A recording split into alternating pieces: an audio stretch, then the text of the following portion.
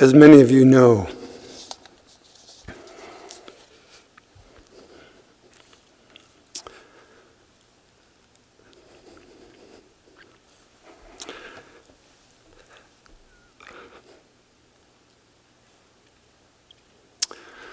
I've been rather ill this school year with long COVID.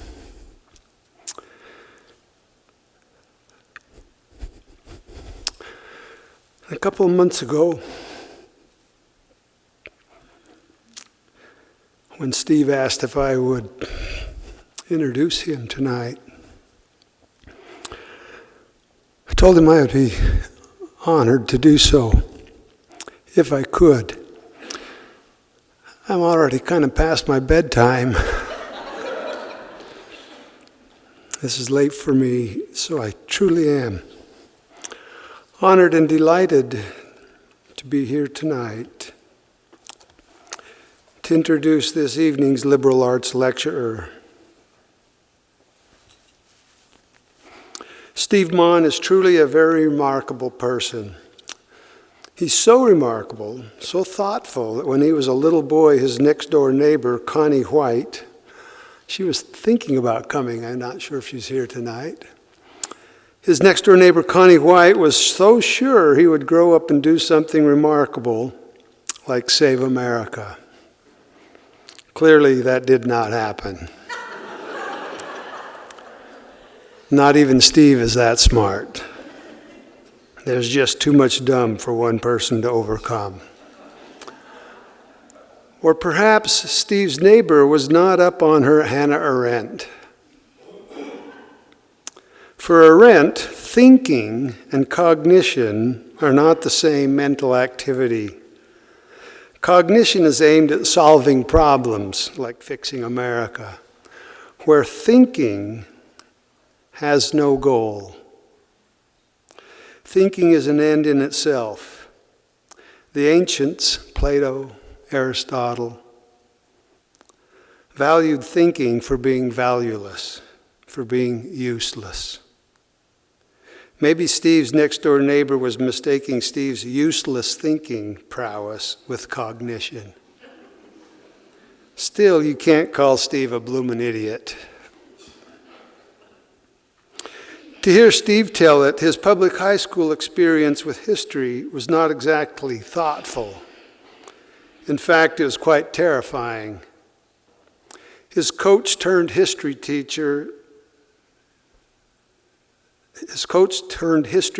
notion of good pedagogy involved placing a blue rubber duck on the head of a student, then telling the kid to sit still while he, the coach, teacher, would swing a baseball bat and knock the duck off the student's head.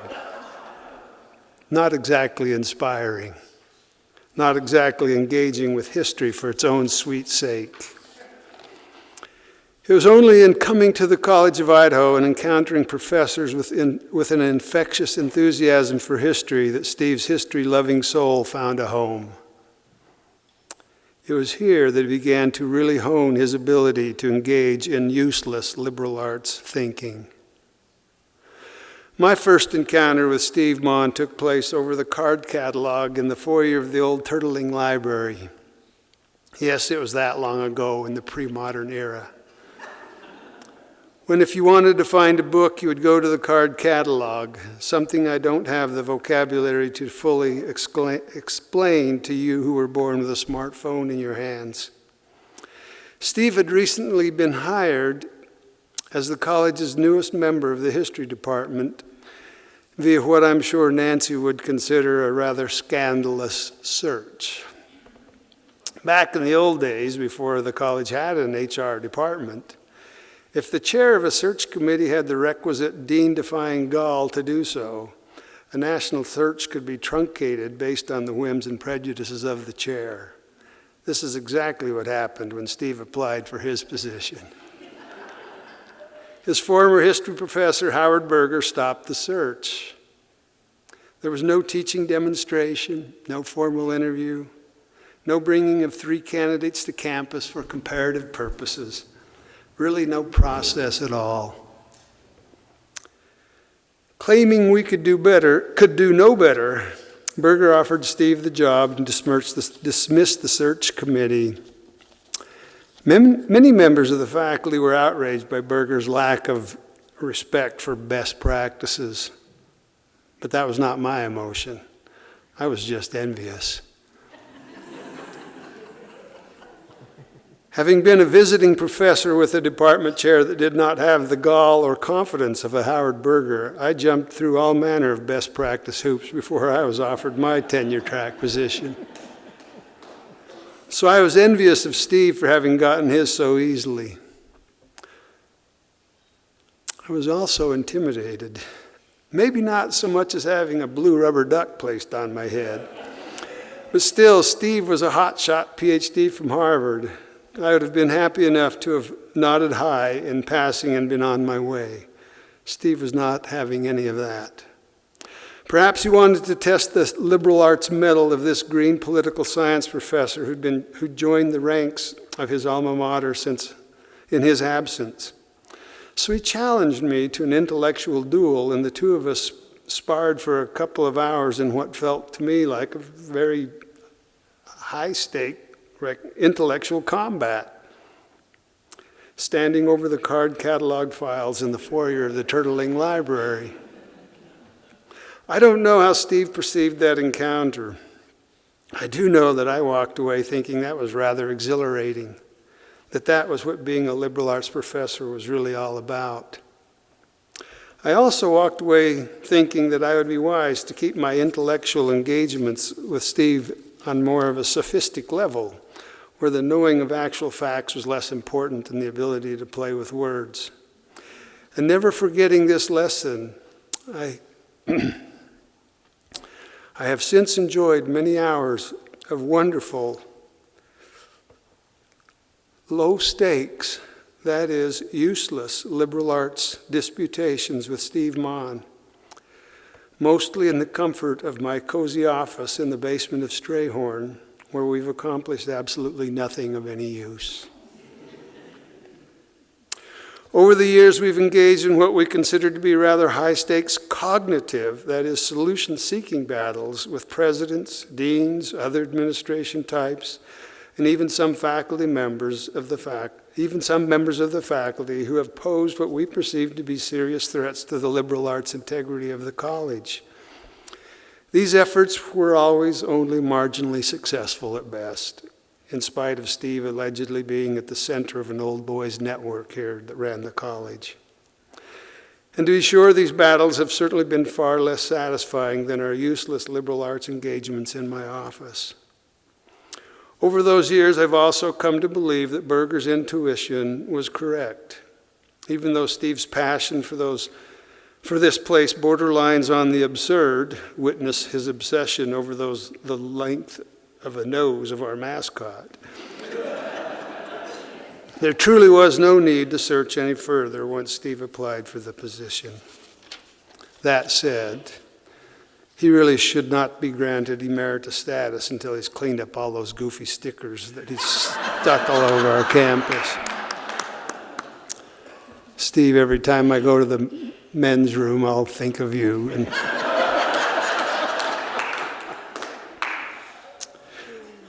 tonight, I'm confident that we are in for a treat as Steve, in superior liberal arts form, regales us in a useless exploration of the liberal arts and how it pertains to the College of Idaho. He's very qualified to do so.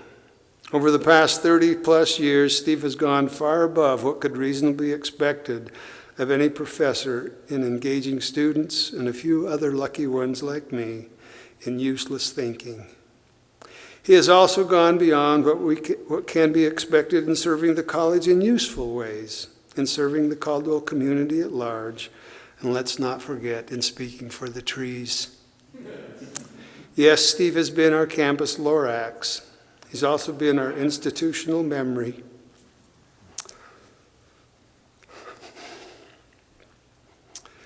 And at times, our most dedicated pain in the arse.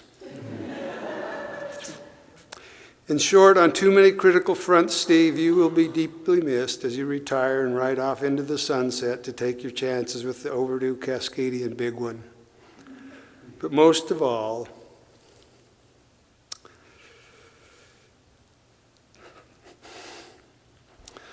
at least for me, you will deeply be missed as my dear, useless liberal arts colleague, Steve Maughan.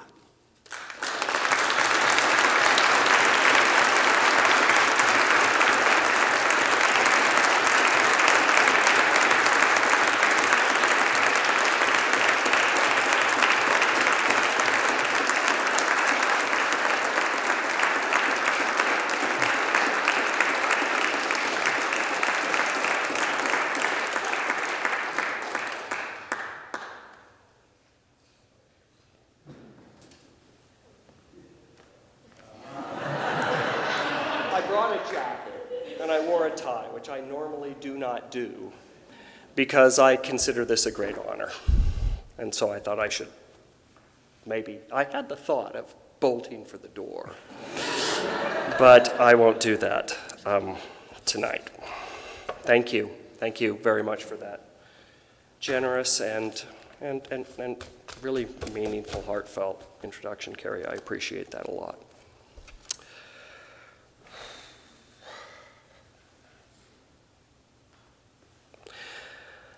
Thank you, everyone who's taken the time to be here tonight to celebrate our colleagues and the value and beauty of the years in the classroom here at the C of I that we've all shared, and to hear what I have to say about the liberal arts as an idea, as a practice here in this particular place and time. It's customary to thank mentors and friends and students and colleagues at this point in a lecture, but I'm going to forgo that today, short of thoroughest thanks to my long-suffering, deeply accomplished partner, Jane.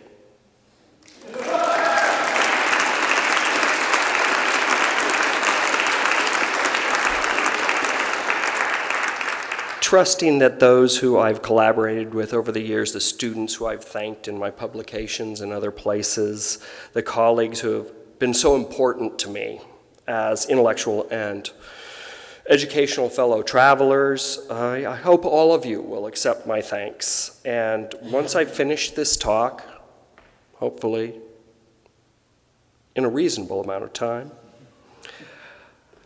I hope that you will continue enjoying and collaborating with me in the ways that have enriched my life, the most meaningful parts of my career here at the College of Idaho. But today my task is a different one and a daunting one. 30 years is a long time to do anything, and 60 years is a long time to have a deep familiarity with any place. Born as I was in Caldwell, Idaho in 1962. This campus was once little more than a playground to me, just as it was also for so long for our children. I should have gotten one of those lapel thingies, huh? 30 years ago, when I was a new PhD and a new visiting lecturer at the C of I, so just to moderate Carrie's, right? So I was not hired to a tenured position, just so you know. I was hired as a visiting lecturer. So it was, if I'd been asked to give a public talk on the set topic of the liberal arts, I would have panicked. I knew then that I wanted to be here. I'm not sure I'd developed yet a broader sense of what a liberal arts college does or what such a lecture might mean in this community, and I hope maybe I've developed some sense of that by now. Today, I'll be reflecting on several things that I've taught and researched over my years here, and from one of these wells, I pull this. The title character of Kingsley Amos's very funny 1951 post-war academic novel, Lucky Jim. I don't know if anybody here has read Lucky Jim, but I would recommend it to you. Jim is a visiting lecturer in history who's assigned by a senior colleague to give a set public lecture to college and community on the romanticized topic of Merry England. Set in a provincial red brick university, Jim Dixon, a newly minted DPhil, the British version of a PhD, is a veteran of the war. He represents a brave new world of academic ambition. He should be serving the expansion of a higher education to a wider set of classes of society as the post-war Labour government pressed for the expansion of higher education beyond Oxford and Cambridge and Edinburgh. But here, Jim finds a privileged world of snobbish, stuffy, pretentious, self-satisfied, academically stagnating, ultimately stiflingly bourgeois faculty, composed of both pre-war mediocrities and post-war neurotics. As Amos says of Jim, quote, he had the feeling that any attempt to make his teaching conform more closely to what actually happened in life would result in being thought less of by all concerned. Notably, all concerned in this did not include his students. They wanted meaningful courses, but were delivered a stale, romanticized history of now stale elites and their hangers-on. Jim's progress in this world as an irreverent, cynical, ambitious, frustrated, and increasingly world-weary academic is clearly bound for disaster. British universities should have been the future of a new kind of education, seemingly necessary in the wake of the Second World War and its horrors, yet they were not. So why this story? What am I suggesting? That C of I has these problems? That this faculty represents the same values and culture? No, of course not. Although, as you may see soon, this could have been the answer. Rather, precisely the opposite. I'm going to propose tonight that this practice of education as outlined by Amos is in fact the antithesis of the idea of the liberal arts college that I'm going to talk about tonight. At least when I arrived at C of I in 1981 as an undergraduate, this was not the world I found. Instead, it was an unexpected world of questions, connections, critiques, and an assumption that certainty was the mark and the mask of a fool. That I loved this world, that when I was in it, I was never bored, is one of the reasons that I gambled and against odds won in pursuing an advanced degree in history, which frankly, my mother and stepfather, given I had also earned a degree in chemistry, could never quite understand. I'll never forget my first civilization class at C of I when visiting professor and college alum, Professor Bucky Hawker, proclaimed, "My father is a Republican, my mother is a Democrat, and I am a radical." Here was a provocative opening delivered with panache, but it was followed by a careful presentation of information, fact, interpretation, a sense of care, a care that what we were investigating in the broader senses was of utmost importance. This was not true only in history, but also in chemistry, where my advisor, Terry Nagel, routinely refused to talk about schedules and chemistry, and instead pressed issues of the philosophy of science and history and encouraged me to a broad range of classes, certainly not only or even mainly those in Boone Hall. Without his generous mentorship, I might well now be a very highly remunerated, retiring senior research chemist with a round-the-world personal yacht adventure planned for Jane and I.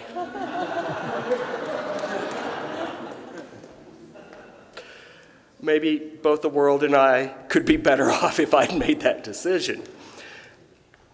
Were I to respond in the same way as Jim Dixon when his dotty, self-satisfied, and ridiculous history department chair, Professor Welch, coerces this temporary lecturer into giving an open house talk to the entire community on a crowd-pleasing, romanticized topic, medieval England.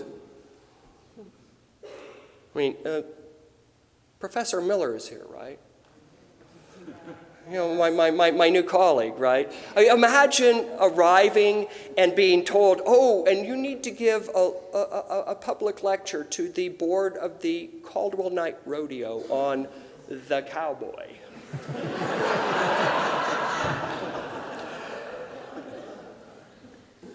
It's an absurd topic for any historian to undertake, rather like me being asked to present a Renaissance fair as history of the Renaissance, which I came very close to doing last year. So Jim gets beastly drunk, delivers his lecture first in a parody voice of his department chair. Read Jeff Snyder. Jeff, is that all right? I don't think I've dressed quite snappily enough to pull that off. But then he switches into a parody of his principal, read, president, read Doug or Jim or both. Come to the College of Idaho, and I guarantee if you meet our students, you will walk away inspired. Oh, but wait.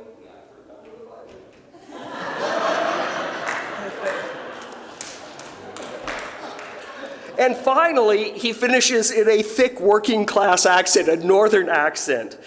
And then he faints on the stage in the midst of community chaos, but triumphs in the end. I mean, he is the protagonist of a novel. By leaving academia entirely and taking a lucrative job in business in the city. Like, in fact, so many of our best students do. Jim Dixon's background in this tale as a northerner facing university class prejudice and pressure to conform matters much here. So too does my own background, which matters much to my sense of place and education. It wasn't fashionable in Amos's time or when I returned here in 1992 to dwell much, unnecessarily it was said, on personal situatedness because of the presumption that social scientists were pursuing scientific objectivity. Objectivity, of course, is unattainable. As philosophers from Francis Bacon to Michel Foucault have argued, and as students have learned in classes they've taken from me.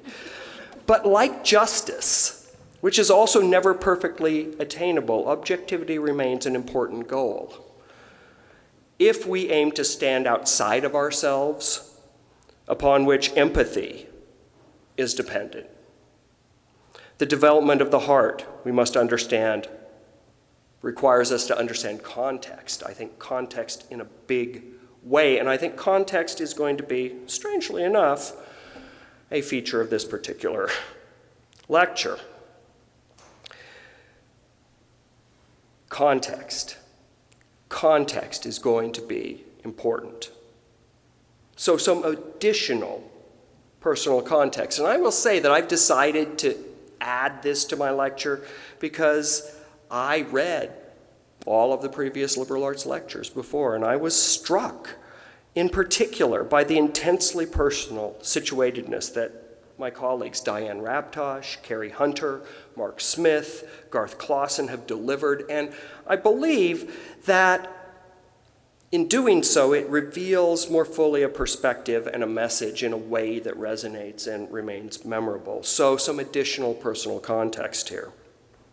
I was born in Caldwell Memorial Hospital to a recently naturalized citizen, a fortunate war refugee, more officially a displaced person, and also a truck-driving Jack Mormon. For those of you who don't know what a Jack Mormon is, Google. We were poor. My mother arrived in Idaho in 1953 speaking not a word of English after years in refugee camps with her Polish family. By luck and public policy, she arrived in this unlikely place because the 1924 Immigration Act and its racial bias towards Northern Europeans meant our family had sponsors in Idaho who had arrived in the late 1920s. By the time my mother graduated Caldwell High School, as I did 25 years later, she was an honors student, a choir and theater kid, an aspiring chef, an example of achievement despite her challenges and outsider status. The birth of my older brother in 1957 changed much. But the value of the experience my mother had as a student, her reflexive skepticism, especially her cynicism regarding the easy, patriotic religious faith that surrounded her here in Idaho, stuck with me. After she had heard sermons from Lutheran pastors on the godly righteousness of the German national cause, and after walking the rubbled streets of Berlin in 1945 hand in hand with a father hustling to escape, I suspect it was hard to believe in such things. My father was always a reader and always aware of the power of knowledge and education. Perhaps more due to his influence than anyone else, I became a reader. The Maughans are originally an Irish family, but soon became by labor migration Cornish, then later Lancastrian English miners. In Britain, the early 19th century Industrial Revolution led to much misery and also led my great-great-great-grandfather Peter Maughan to convert to Mormonism in 1838 in Brigham Young's first evangelistic tour of England. From persecution to persecution, from Nauvoo to pushcarts to Salt Lake City, Maughans were deeply involved in all of the processes of social envisioning, land occupation, property definition, and the cultural and physical violence that went with Euro-American settler culture. Although not directly involved in the Bear River Massacre of the Northern Band of the Shoshone people in 1863, for example, the Maughans were cheerleaders, justifiers, and beneficiaries of the fatal impact theories of the day and the construction of the ideal of manifest destiny with its particular Latter-day Saint twist. I understood none of this, the skinny, asthmatic, buck-toothed, crybaby, bedwetting, long-haired, obsessively reading child of parents who I understood to be outsiders, but for so long did not have the context to understand why. As I said, we were poor. I came to C of I with 4 full years of Pell Grant support, a rarity I found in the backgrounds of most university faculty members, actually. And also, I've only known one other professional historian who's the child of a truck driver. All of my years of going to conferences and visiting. Go figure. But also crucially, I received a Laura Moore Cunningham Foundation scholarship, which made our situation so much more manageable and which illustrates why we should all support the building of our scholarship funds for our students, for those who come to C of I as a kind of place of refuge, as I certainly did. My working class stepfather, a construction guy, eventually a business owner in excavation, I can actually run a Case 580C backhoe if you want anything dug. I was just saying I can do that. He, more than anyone else, taught me the satisfaction of hard, skilled, productive work. Ungrudgingly and gladly, he paid every last additional dollar necessary to come to college here. And he also paid much towards Jane's degree, which has changed the way we see the world and its money. Sometimes we're lucky in the people who, through no choice of our own, come into our lives, and sometimes we're lucky to end up someplace we've known but never appreciated, like the C of I campus, which I gather I first visited as a 2-year-old in 1964. I feel fortunate to have been born to what many probably saw as an unfortunate family. That's me. That's Caldwell. That's the C of I. That's the end, right? You know? Oh, no. The liberal arts. What about the liberal arts? The liberal arts are more than anything else a particular cultural approach to higher education, and I am a cultural historian. As it happens, of Victorian Anglo-America, its religious cultures, and the British Empire, students have occasionally asked me why I like the British Empire so much, to have focused on it with so much attention. Why are you such an Anglophile, they ask. They assume, they presume, and I think some of my colleagues do too, which is a bit demoralizing, that because I study it, I must love it. I must support it, endorse it as a culture and a process. My valued colleague and fellow retiree, Sarah Hegland, is here tonight. Sarah, Sarah, you're here? I wonder, has anybody ever asked you why you love and support bone cancer? Has that ever happened? Shocking. The point, of course, is that the social structures and cultural processes, as well as the biological structures and reproductive processes of the world, have power. And they have power that deserves, that needs to be understood. Just as metastasizing cells riding against the constraints of evolutionary cooperation are difficult to understand, that's cancer, baby, so too is a system of such variety and complexity as the British Empire, with extraordinarily important impacts on the shape of the transnational world we live in today. Again, though, what does all of this have to do with the liberal arts and my sense of what the idea of a liberal arts college is? We've begun to talk once again on this campus about the liberal arts, what they mean, what it means to be a liberal arts college. This is a conversation that dominated much of our faculty energy in the 1990s, and it had the benefit of creating at least a kind of a common vocabulary and maybe something of a plot for our sense of a C of I education, if nothing else. This year, the Liberal Arts Reading Group continues as many of us have studied the long history of the notion of liberal arts going back to Plato, to Aristotle, to the Trivium, to the Studia Humanitae, to the European Renaissance and more. We've examined many of the past liberal arts lectures. All of these discussions are meant as a way for us to find ourselves, to find essential and desirable versions of who we are. The easiest conclusion to draw from all of this reading, however, is a sophistical one. That because the liberal arts have meant so many things to so many people over so much time, the liberal arts can mean just about anything. But this is an answer that de-emphasizes, derides even, the much broader context of our endeavor. As the influential Enlightenment philosopher Voltaire once famously said, if you want to talk, first define your terms. And let's try and define some terms tonight. So let's consider the idea of the liberal arts college, but moreover, the reality and context of a liberal arts college here in Idaho. I do hope many of you noted the typo sent out in one of HR's emails that labeled the lecture's title as the Idaho of a liberal arts college. And this turns out to actually be not that far off of the announced title, right? There we go, the Idaho of a liberal arts college. I love that, actually. It actually fits. The C of I has a complex, interwoven, imbricated, that's a great word, imbricated, look it up. Imbricated relationship to place and time, culture and wealth, education and power. Some students have mentioned to me recently that they have encountered what we would call presentism on this campus. For example, the notion that it is advisable to read nothing that is more than 20 years old with the presumption that the past is so compromised that it must be scrapped entirely. And those are things that are said in an environment where people say many, many things to students.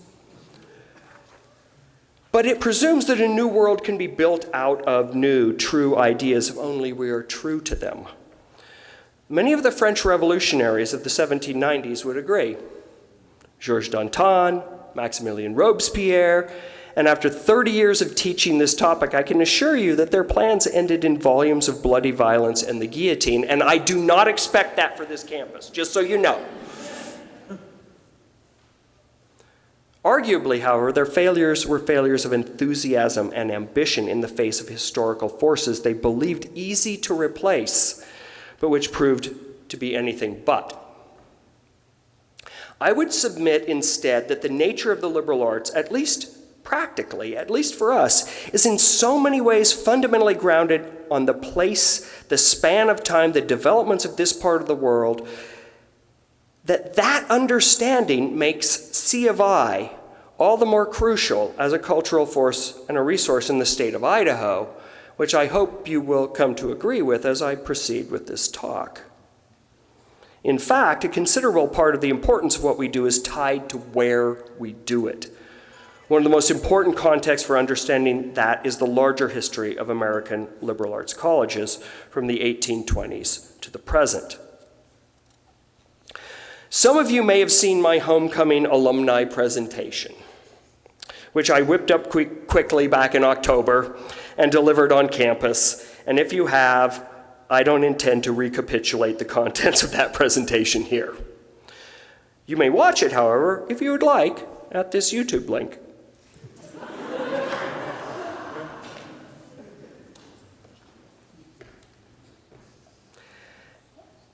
In short, in that presentation, after I discuss the Renaissance, Studia Humanitas, I situate the College of Idaho in the context of the unusual, the particular emergence of the liberal arts college in the United States, which occurred in the framework of the anti-racism of abolitionism, as well as first-wave complementarist feminism. If you want to talk about what that is, we can talk about what that is. Significantly, these ideas were driven by a religious ideal, an evangelistic insistence that not only were all humans' souls created equal, significantly, the ideals of the liberal arts college were driven by this notion that those whose souls are equal should also have equal access to the knowledge and the fruits of the world. This is the foundational idea underpinning the creation of Amherst College, Colby College, Williams, Mount Holyoke, and later in the Middle West, Carleton College, Oberlin, Grinnell, Kenyon, and a raft of others in the same tradition. All were abolitionist colleges that operated on the ideals of race equalitarianism, gender equalitarianism, and class equalitarianism. What did the American Liberal Arts College stand for? These colleges stood for a rejection of the definitive market economics of their day. The economics of David Ricardo that stated the poor were always destined to be poor, that the illiterate should remain illiterate, that they should do so because it was the only thing possible, that the market, supposedly ordained by both nature and God, would always drive the wages of labor down to a starvation level because the result of high wages was simply to produce more people whose very numbers would always force wages to the poverty level. Sometimes arguments are so good they should be true, but this one isn't. Ricardo's iron law of wages consigned the poor, the outcast, the marginalized, the enslaved, the indentured to poverty as a matter of good order, and in later decades, as biological evolutionism became a scientific orthodoxy, an even more oppressive racial ideology of white supremacism was laid on top of it all. Marilynne Robinson, arguably the greatest Idaho novelist, Housekeeping from 1980, I would recommend to anyone. And also, of course, the winner of the Pulitzer Prize in 2003, Gilead. She wrote a powerful and convincing lecture on this topic in 2007, and I'm not going to recapitulate its contents either, but if you would like to read it, here is a protected internal link to a PDF that you can download and that you can read. But similar thinking was also developing in Britain and its empire, on which I do most of my work as a historian. I study Christian missionaries in the Church of England, so Anglicans, or in the US, Episcopalians, right? Cathedral of the Rockies people. And I study their activities, mostly in support, but in many cases in opposition to either the British Empire itself or to the concepts of westernization that underpinned so much of Christian proselytizing. That is, I study imperial systems and their ideologies, and central to these were conceptions of civilization.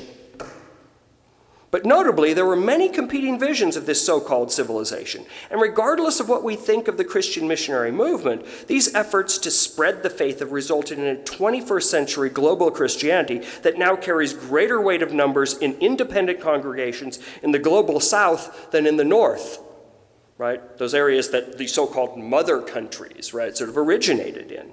And in these communities, right, the faithful have the power in many ways force social transformations. And if you study the historiography on this in the 20th century, it's quite extraordinary. One important voice in these debates was a Catholic saint.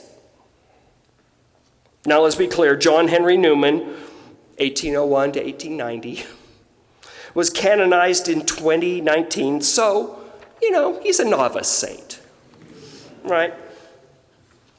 He was appointed cardinal in the Roman Catholic Church in 1879, and he's seen by many as the critical influence that led to the Second Vatican Council in 1962. But I became interested in him because he was influential in a critique of much Christian missionary activity growing around the year 1850. He was particularly influential because he was one of the originators at Oxford University, as an Anglican priest, of the Oxford movement, also known as Tractarianism, a reform culture which sought to return the Church of England to its Catholic roots, not only in theology, in which terms it could be quite conservative, but also in culture, in style. It emphasized this in large part because of its profound valuation of medieval community as an antidote to the alienation of modern industrial and urban life. This was true also of later, more famous Victorians such as John Ruskin or William Morris or Dante Gabriel Rossetti or A.C. Swinburne. All of them partook of this. When under the convictions of his patristic studies of the ancient Christian church, Newman converted to Catholicism in 1845, he launched one of the great Victorian religious scandals. At once, he became an outcast of the establishment of the Church of England, as well as a priest in a new communion ministering to an exploding population of Irish immigrants. It was in this situation that he published in 1854 the idea of a university, from which I obviously enough draw the title of this talk, which has been proclaimed as the single most influential English language work on liberal education. And for liberal education, again, let's define our terms. This means intellectual freedom. Liberal, of course, has changed its meaning much over the years, something that students and I talk about an awful lot in our classes. He developed this notion of higher education, in part precisely as a remedy to the marginalization and oppression that the Irish experienced in overwhelmingly Protestant majority evangelical England. Thus, Newman is important to my historical work on the British Empire because the Oxford movement and its allied groups challenged traditional Protestant evangelical missions and their methods. If you would like to get a better sense of how all this fits together in its impressive, terrifying at times complexity, that is the interdependence of ideological, cultural, and social forces in a civil society that encourage free religious association and competition, my book,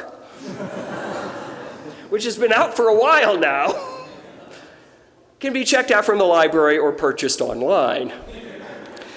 I will say, some people believe that this dog is the most interesting thing about my book. This picture was taken in 1913 in Burma, what is now Myanmar. And that looks like a Shar-Pei to me, or a proto-Shar-Pei. So students have thought so as well. So read the book, or don't. But this book makes several large claims. You can find out what they are if you read the reviews. But I will say, at its core is an argument about the importance of a fierce, chauvinistic denominational rivalry between Anglicans and Baptists and Presbyterians and German Pietists and Methodists. And there are also, by the way, many different kinds of Methodists. I don't know if you know this, but also lots of different kinds of Baptists. Also lots of different kinds of Mormons, as it turns out, when you start to study it in this time period. And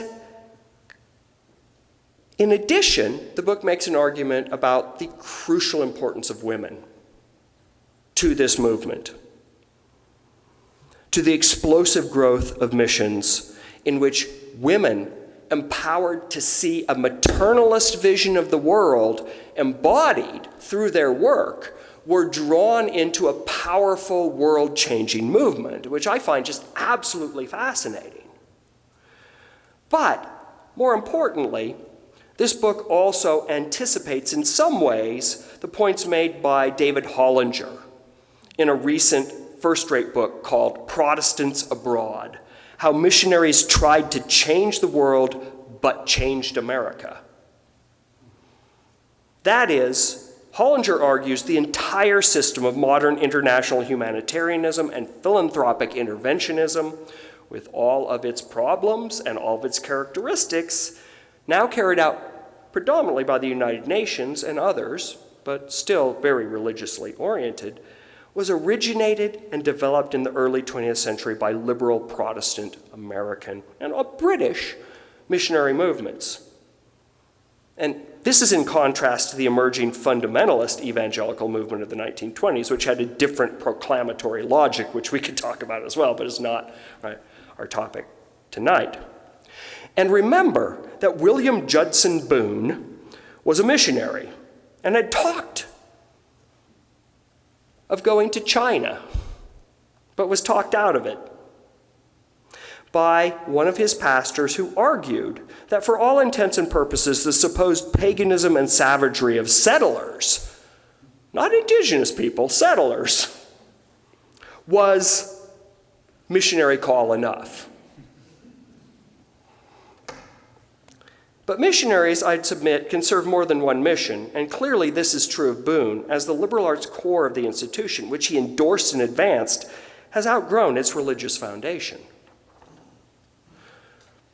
So what does Newman, writing in the 1850s, suggest should be the goal of higher education? The title of my talk tonight is quite obviously a play on Newman's publication, and also his theory and justification for the creation of a particular kind of higher education. This was an education that was designed as appropriate to a marginalized, a despised, a disempowered, and a publicly vilified population, the Irish immigrants to England following the potato famine. And this just as the wholly inadequate British responses to the famine were being presented as part and parcel of the laws of economics. Nothing could be done.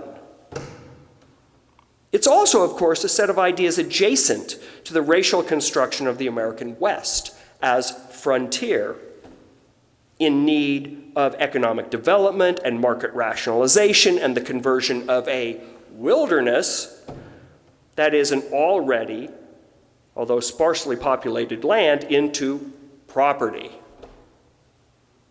And let us frankly acknowledge both the nature of the largely Euro-American settlement in this area, including the violent and coerced displacement of a pre-existing population and aggression on multiple fronts against indigenous peoples.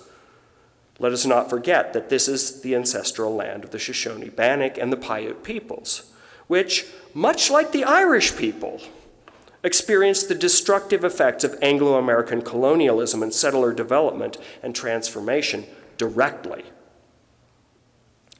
Newman, prior to his Catholic conversion as an Anglican, built his later vision of education upon a critique of the evangelicalism that was exploding in the urban classes of the exploding cities that coal-fired industrialization brought. He held this view as a form of Christian faith, arguing that the evangelicalism of his day was shallow, was selfish, was narrow in view and scope, was self-satisfied in its simplistic theology, and frankly unbelievable to a classicist. An Oxford divine deeply steeped in the history of the earliest centuries of the Christian faith.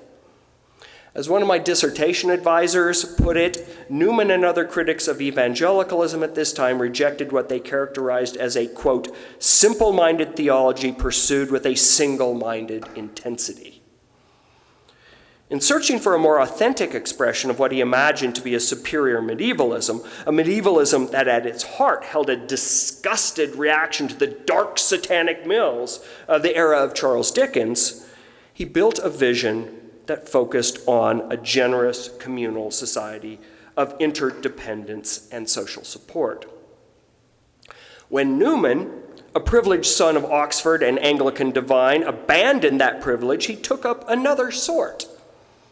The privilege of conscience, of conversion, but also of shepherding a despised, oppressed, and resentful ethnic community, the Irish Catholics. The idea of a university was centrally a prescription for a liberal education, again, meaning intellectual freedom. But it was also a blueprint for the newly founded Catholic University of Ireland, which is now University College Dublin. It was a plea for a university in the British Isles for his congregation, a Catholic university, yes, but moreover a university as an idea out of which development and ultimately social and legal liberation could be built. So what would this education look like? What would exist at its center?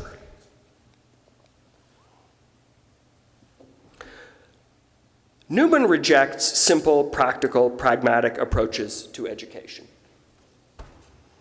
Instead, he argues the central purpose was to cultivate broadly educated young leaders, what today are often called change agents. To deliver graduates who could hold their own in understanding and skill in any important realm of human society, governance, the law, education, the arts, business, professional societies, the realm of influence that provided essentially a successful life and career, but moreover, those who would influence society and its elites, its intellectual trends, its quest for knowledge, and the leadership necessary to give the oppressed a place in society. We're reminded here, I think, of the aspiration in our current mission statement to, quote, prepare students for productive and fulfilling lives, unquote. More broadly, he thought that liberal education should reinforce civil society, in which all could encounter all, and those with knowledge, context, confidence, regardless of background, could compete, could succeed, could make a mark that made a difference. It was this broad influence that could reverse the marginalization, the frankly obvious cultural oppression that the Irish experienced, not as a matter of law, but rather as a matter of cultural transformation, pressed forward by education and the social mobility that it brought. One central message of the idea of a university is a matter that Mark Smith has identified in the past in his liberal arts lecture, that over-specialization is not only bad for the mind, but it's bad for the life of the mind. And it's bad for the individual and the individual's community. Newman famously proclaimed that higher education should aim to, quote, not merely teach what to know, but how to think, unquote. As students experience, quote, the collision of mind with mind and knowledge with knowledge, unquote, they would discipline their intellects to strengthen society broadly conceived, just as they overcame their own group disadvantages. He defined an alma mater as an institution, quote, knowing her children one by one. One by one. Not a foundry, or a mint, or a treadmill. It's notable that British universities did not begin granting PhDs until after 1901, in emulation of the German, the Prussian university model of Wilhelm von Humboldt, who formalized the seminar, the advanced research lab, the production of new knowledge as a central university goal, undoubtedly important to modern notions of the university. But this was not the university that Newman was imagining. We see Humboldt's vision in our campus science labs and our advanced capstone seminars. But we should not confuse ourselves with the notion that the liberal arts are about small classes, about one-on-one instruction and mentoring. These are important, but not essential. To ignore general education, Newman suggested, was to produce a society of experts without context, without the knowledge to be influential outside their own narrow fields.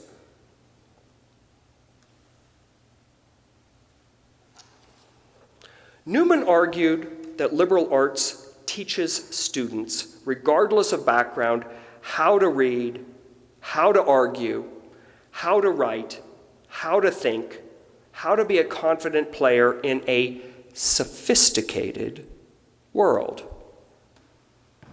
And in the era of the advent of artificial intelligence, these attributes will only become more important, more essential to equal access to the benefits of a society the benefits of a society, not least because the work of technicians, the work of scientists themselves, the work of knowledge work of all kinds are likely to be transformed, supplanted even perhaps by AI.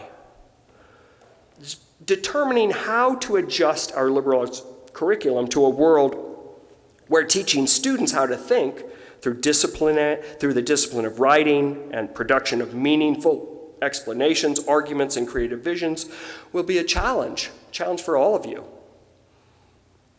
Not me. I'm leaving. It's going to be a challenge for you. A coherent vision seems to require a framework that goes beyond merely understanding genres, feelings, one's own point of view, to train those minds, to create cultural capital and knowledge that supports the free, consequential individuals we want our graduates to be. Newman advocated for an elite education, but an elite education that was not for the elites.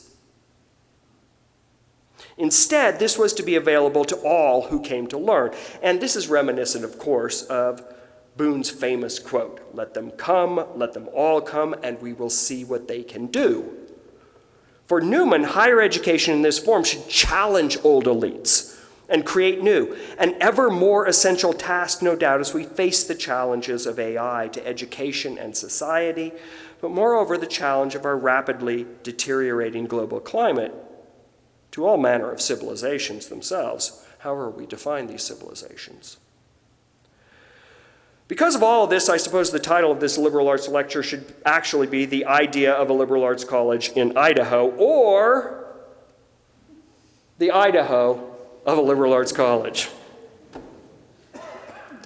And tonight, I will end with another of my influences on my thinking on this topic, a person who is definitely no saint. This is Franklin Specht, professor of history at the College of Idaho from 1959 to 1989. Although 30 years ago at the C of I, he was asked to give the liberal arts lecture. He had never been asked before. He responded, he told me, "It's too late! You've already insulted me for too long!" And you all might be thinking just now, too long? Is this lecture a revenge? How long is he going to go on? Maybe he should have said no too. But it's also true that Frank also said later, "I was just too tired to do it and I was ready to leave." And I can actually sympathize an awful lot with that sentiment at this point. Frank never thought he should recruit students to his discipline. Truth is, he once said he loved the idea of the scholarship created in his name, the Specht Scholarship, being open to any major who demonstrated a love of history. Although obsessed with the classical authors, I never heard Frank say anything like, "I graduated 3 classicists this year," focusing on his subfield, right, over the focus on the general education our students receive. For Frank, they were all our graduates. His graduates, because they were C of I students, and this also underpinned his insistence on the importance of the civilization classes that were a part of the old distribution corps, along with other old-fashioned things like writing-oriented composition classes, a wide range of humanities and arts classes, and so forth.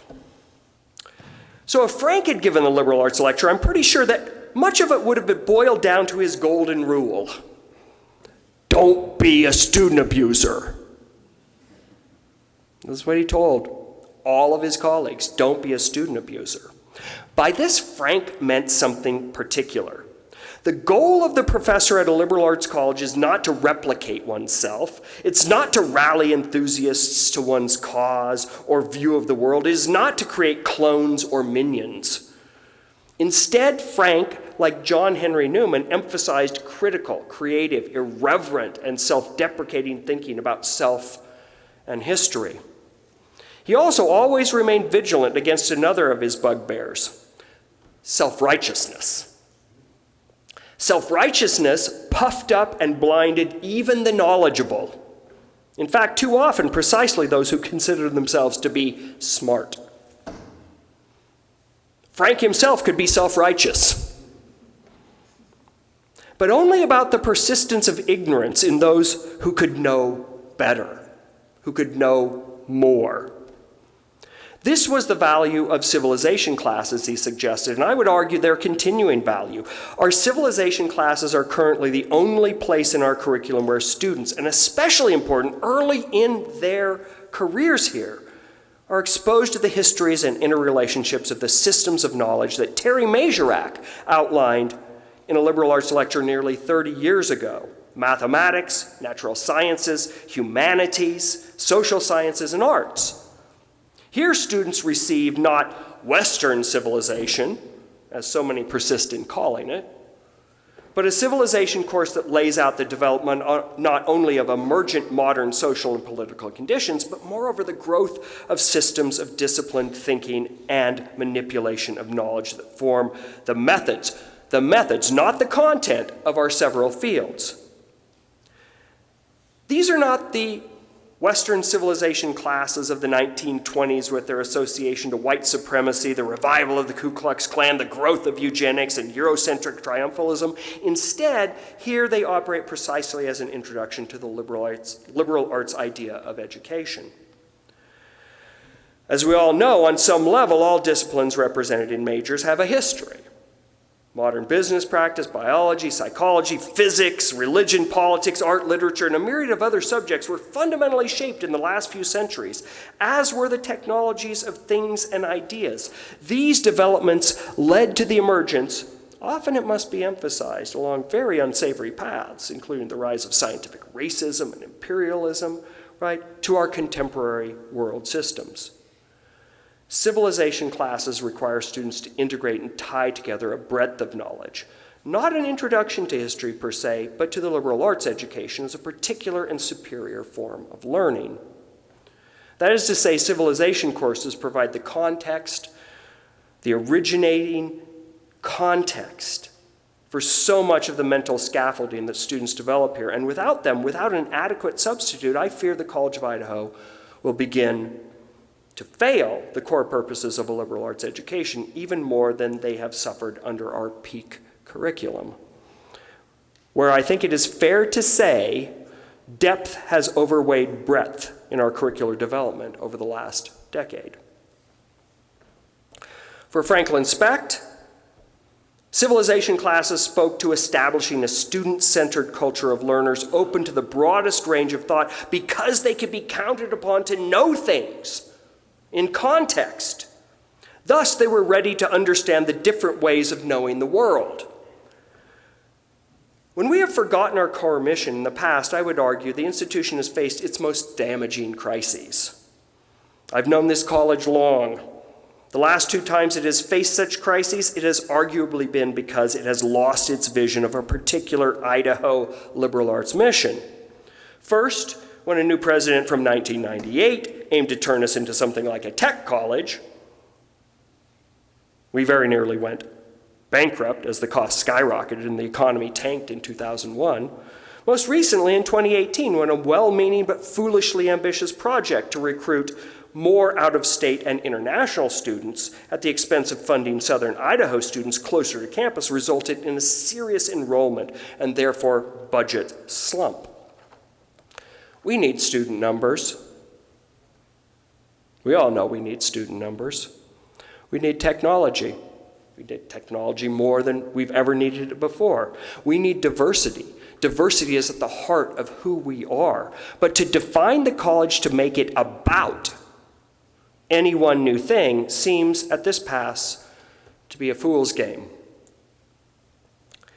Finally, now, you understand better why this liberal arts lecture features both a Catholic saint, a highly religious figure and icon, and Frank Specht, an openly, gleefully self-professed pagan. Frank prided himself on being a critic of religious mummery and obfuscation, a scholar who revered the ancients, the Greeks, for their clarity of vision about life and about people. He despised hypocrites who professed their own characteristics and beliefs to be virtue and truth unquestionable. Both of these thinkers, Newman and Specht, I think he would actually probably might be rolling in his grave, actually, with this comparison, just so you know. Both of these thinkers, Newman and Specht, agreed, however, on the purpose of a higher education, not skills, but general competence and creativity. Not catechism and indoctrination, but an invitation to the life of the mind and a full afterlife of serious, balanced, personally relevant contemplation of what Terry Majorak, once again, 30 years ago in his liberal arts lecture, called the good life. May we find an appropriate, compatible form in the next generation of curriculum at this liberal arts college. Perhaps then it is fitting to end with one of the most resonant statements that John Henry Newman made in The Idea of a University. This is what he said. True enlargement of mind is the power of viewing many things at once as one whole, of referring them severally to their true place in the universal system, of understanding their respective values and determining their mutual dependence. This is surely an approach that we need far more in our times. In our place in the state of Idaho and in the country at large, where civil society lately has been so filled with lies and hatred, and in a world often seemingly on fire. That is to say, a humane vision of the knowledge and education necessary to understand and face the brutalities of our world, and also the language and position to influence it, to change it, to make it more humane and more a reflection of the values we now and we have always endorsed at the College of Idaho. Thank you.